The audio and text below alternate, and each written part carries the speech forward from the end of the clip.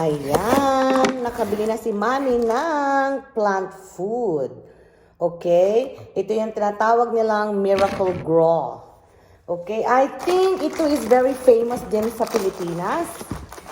So, alisin natin sa loob.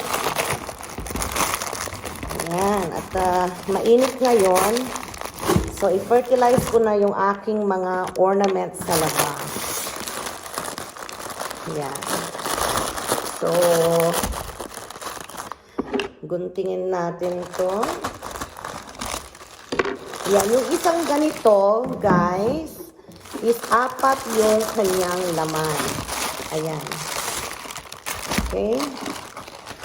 So, and then, ibubuhos na lang natin doon sa loob.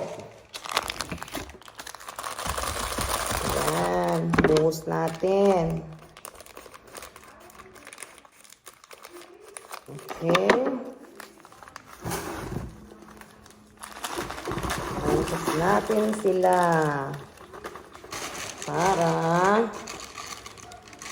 mayroong ano doon sa atin ng lagayan ng ating Miracle Grow. Okay? Marami naman yung mura na maliliit na package. Pero since pati yung lawn namin, yung aming Bermuda grass, ay dinibiligan ko ng ganito. Pero hindi mo na ngayon. Siguro mga in about 2 weeks from now. Yan, pwede na. Yan. Buhos natin. Okay? And then, meron din siyang, scooper. So, sa isang ganito, yung tinatawag yata nila ito yung lianera. Ay, hindi lianera. Lianera talaga. Lagadera. Yun, lagadera.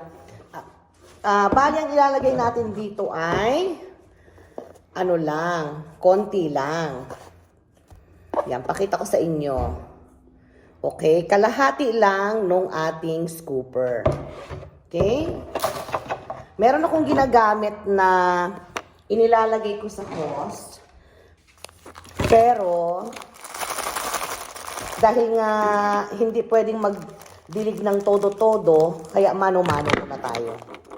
Para lang malagyan natin ng ng fertilizer ng ating mga mamumulaklak na ornament box.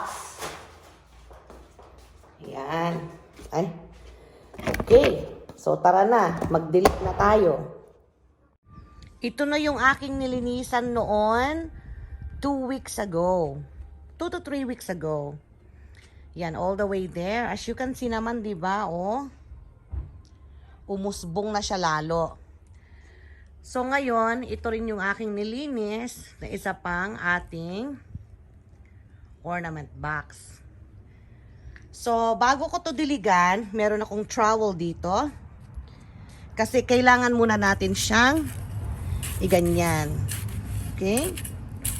Kailangan i-loosen up natin yung lupa. Bakit? Kasi para papasok diretso yung ating ilalagay na Miracle Grow doon sa halaman. Okay, so I decided, kaysa manumanuhin ko, dahil talagang maganda yung init. So, ilalagay na po natin ito sa kanyang sprayer. Okay? So, dalawa yung aking ornament box sa harapan. So, ang gagawin natin dito ay lalagyan ko ito mismo ng dalawang overflowing na scoop. Yan. And then, yan na yan mismo sa loob niyan. At mamaya, ikakabit natin ito sa ating hose. Water hose, okay? Yan, kung maisara ko. At ayaw naman makisama nito. O, diba? Ang ganda. Yan. Okay. Tara na, ready na ang ating water gun. Water gun talaga. Okay, so ito na po yung ating pangdilig. Ayan. As you can see, syempre, kailangan na tingnan muna natin yung temperature, okay? So, itutok muna natin ito sa damuhan. Ayan, mukhang okay naman. And as you can see, yung nilagay natin na powder kanina is nagkakaroon na siya ng water. Okay? So, let's go. Let's do it. Bubusugin ko na to para kasi mainit ngayon. Ito yung unang dilig magmula pa nung